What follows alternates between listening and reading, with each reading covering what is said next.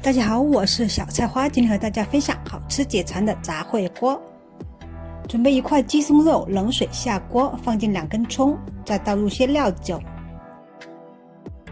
盖上锅盖，把鸡胸肉煮断生。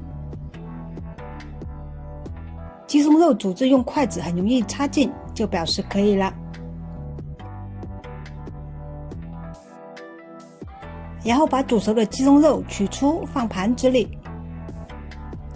用筷子把鸡胸肉固定在盘子里，再用叉子顺着纹路把鸡胸肉弄成小块或者弄成丝。鸡胸肉处理好后放盘子里待用。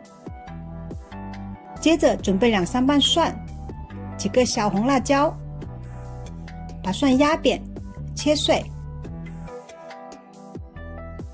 小米辣椒切成圈，切好后装起待用。再准备一些大白菜，切几刀，装起待用。半个胡萝卜切成丝，装起待用。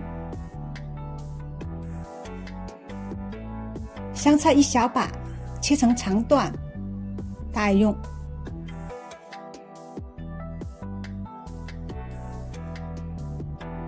提前泡发一些云耳，撕小片一点，撕好后放碗里待用。准备一个小碗，在碗里倒入3-4勺生抽，3-4勺香醋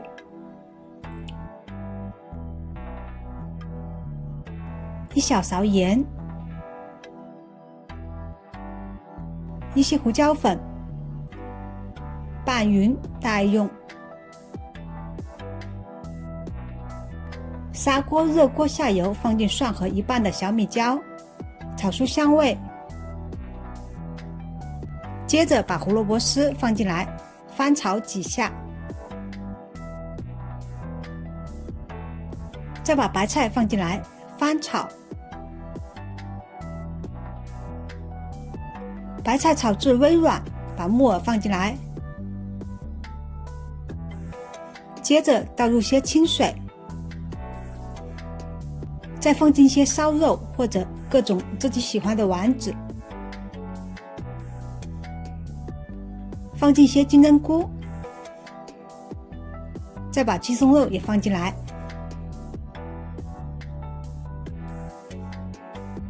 还可以放进些火锅年糕，最后把刚才拌好的调味汁倒进来，烧开后盖上锅盖煮10分钟。10分钟后煮好了，放进剩下的小米辣椒，再把香菜全部放进来。年糕软糯，素菜也特别入味解馋，家人3天2头点名要吃。今天好吃解馋的杂烩锅就做好了，喜欢我的视频欢迎分享、点赞、关注。